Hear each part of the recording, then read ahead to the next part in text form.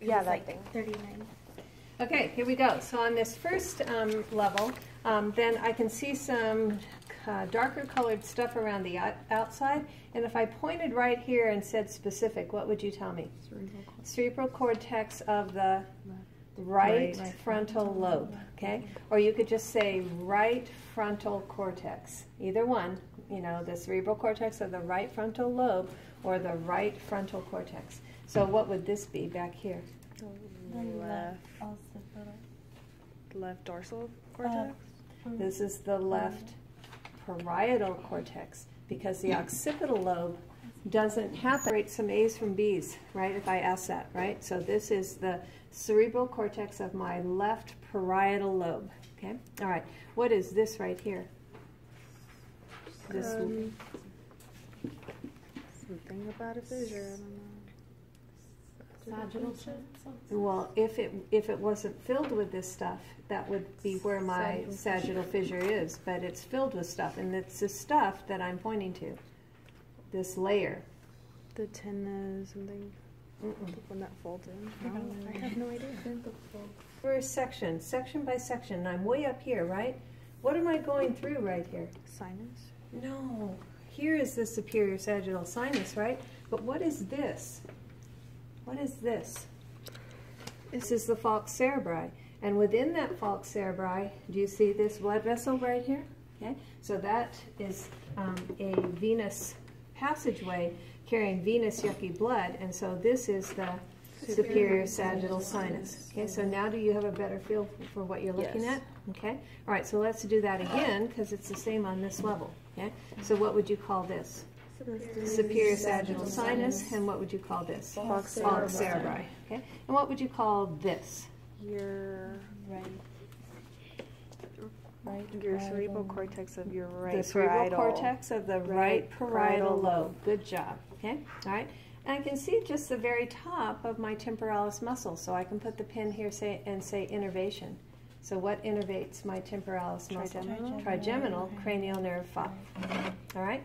So at this level, I can still see my superior sagittal sinus, and I can still see some of my falx cerebri, but now I'm getting down to a level where I'm only going to get a little bit in the front and a little bit in the back, right? Because now I'm getting down to the level where there's some space here, right? Okay. And what takes up this space, this where I'm being disrupted, then I know that I'm going to be able to see my corpus callosum. So that's what both of these, excuse me, white matter tracts are. This is my corpus callosum, okay, all right? And then I see this space. What is this? Your right lateral ventricle. And so this is my left lateral ventricle. And then in between the lateral ventricles is my third ventricle. Your okay. It's a wall. What's the word for wall? Septum pellucidum. Septum pellucidum. Good job. Okay, so this is my septum pellucidum. Okay, so see these little bundles of capillaries? If I put the pin here and said vessels, what would you say? It's not choroid plexus, is it? It is the choroid plexus, but you can't ever just say choroid plexus. So this is the choroid plexus of the right lateral ventricle. Okay, what is this again? Your falx cerebri. And what would you call this brown stuff? Yes, it's exactly what you would call it. That's a basal or cerebral nuclei. Okay, so it's gray matter that's internal, not on the outside, and it's not egg-shaped, so it can't be the thalamus. That's the other gray matter that I see internal, right? So this just has to be basal nuclei. The actual name of this basal nucleus is called the caudate nucleus, and it impinges on these lateral ventricles. See how it comes inward? Okay? So that's the caudate nucleus. It is also C-shaped. And you don't have to know anything about it, but you have to recognize that each and every one of these things are basal nuclei or cerebral nuclei. So what is this? Thalamus? The two lobes of the thalamus, and this gray line, or this brown line in between them, represents a space. So if I put the pin there and say space, you're going to say third ventricle. Good job. You're going to get 100 on this lab exam. Okay. I can still see this white matter. This is the corpus callosum, and I can still see this. Falx falx cerebri, and I can still see this. Superior sagittal sinus. But now I can see some other interesting gray matter. Okay, so what is this gray matter? It's not your insula. It is. So this is the cerebral cortex of my insula, right? What level is this at? Just no. Don't you have numbers? Here's your frontal sinus. So no, there's no numbers, but it's What? 1, 2, 3. It's the fourth one down. Fourth one down. Okay. Got it. All right. So this is the cerebral cortex of my insula. Okay, and I can see it on both sides. Okay. Are you allowed to say insula, or it has to be cerebral cortex of your insula? If I put it on the brown stuff, then you have to say cerebral cortex of the insula. But if you put it in one of the little other heads, then you can just say insula. Because oftentimes I'll just say lobe, and then you don't have to say cortex at Okay. all. So when I'm going to ask cortex is when you can obviously see the difference between gray and white matter, right? All right. So that's the situation. Okay. What would you call this space? Not your fourth ventricle. What is it? So the third ventricle and the fourth ventricle are both in the midline. Yeah. So remember that those lateral ventricles are C-shaped with tails, right? So this is still, all of this space Your on this left side is your ventricle? left lateral ventricle. Wow. And this is, all this space is still your right lateral ventricle. Okay, all right? Okay, what cranial nerve innervates this muscle? Trigeminal. What cranial nerve innervates my frontal sinus for pain? Trigeminal, cranial nerve 5. And what cranial nerve innervates my my frontal sinus to make mucus? 7, facial. Okay, all right? Okay. All right, so then at this next level, these are still egg-shaped, so this is still my thalamus, and these are still my basal nuclei. But now, sandwiched posterior to those two lobes of the thalamus is my little tiny pineal gland. So that's what that is, the pineal gland. Okay, this is still my superior sagittal sinus, and this is still my falx cerebri, and I can still see just a little bit of my The white matter. allowing communication between my right and left cerebral hemispheres is my corpus callosum. Okay, all right, and then what is this space? The left lateral ventricle. That's going to be the top of one of those tails, right? And this is still my right lateral ventricle, and this is still the cerebral cortex of the insula. Okay. All right, so then now I get to this level and I see a monkey face. So I know this area is the midbrain. I know the front of the midbrain, though, has white matter tracts that are projection tracts, and these have a special name. They're called the cerebral peduncles. The cerebral peduncles. So if I was going to look at it, here's my pons, here's my medulla oblongata. If I'm going to look at it here, see how this looks like a stalk, and this looks like a stalk. Okay, stalk, stalk. The word for stalk is peduncle. So I always, this is the anterior stalks, these little ears of the monkey, so to speak, are my what? Cerebral peduncles. So here these eyebrows are that substantia nigra. And so what disease is associated with destruction of the substantia nigra? Parkinson's disease. Okay, all right. Then the mouth of the monkey is the cerebral aqueduct. And what am I looking at here? Looks like a honeycomb, kind of. This is the very top of the cerebellum, just the very, very top of it. Okay, and this is just the very top of the pituitary gland. Okay, and what would you call this? If I put the pin right here, what would you call that? So it's a nerve. On this chart, these nerves are yellow. This is a nerve that it crosses over in the vicinity of the pituitary gland. So yes, that's the left optic nerve, cranial nerve 2. What if I ask you not to name it, but I put the pin there and said innervation? What would you tell me? What does the optic nerve innervate? Is it like the medial? No, that's oculomotor. Okay. So what the optic nerve innervates is the retina of the eye. Okay? So remember, it's purely sensory. So when I ask for an innervation of a purely sensory cranial nerve, it's where it's coming from. If I ask you the innervation of a purely motor cranial nerve, it's where it's going to. If it's both, you can do either one, right? Okay. If it's sensory and motor, you can give me either type of innervation. Okay.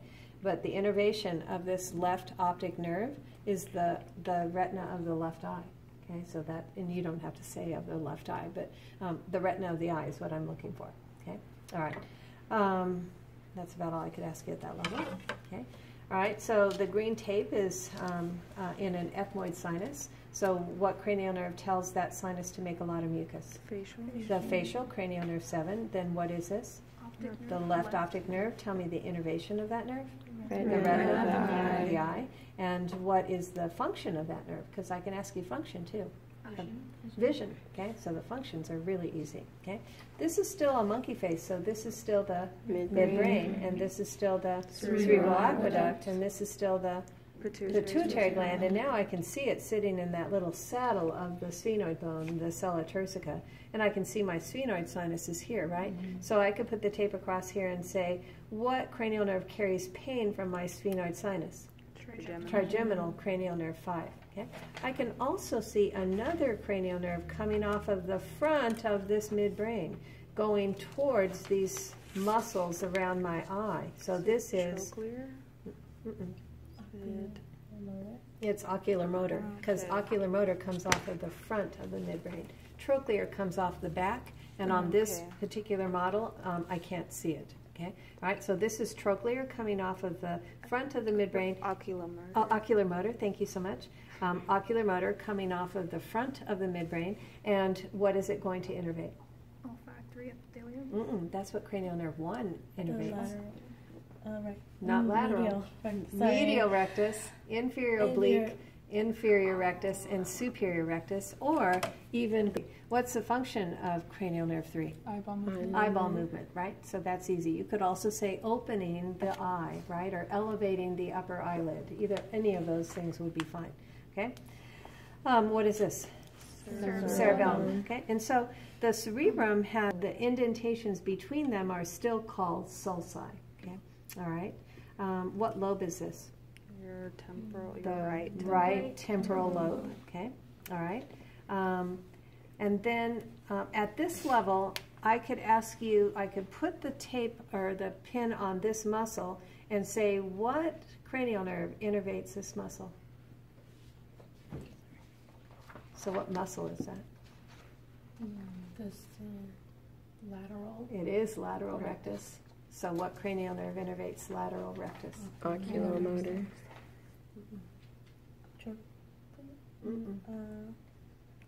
Abducens. Okay. All right. So maybe at some point in this review, I should pull one of those eyeballs down, and we should go through that again. Okay.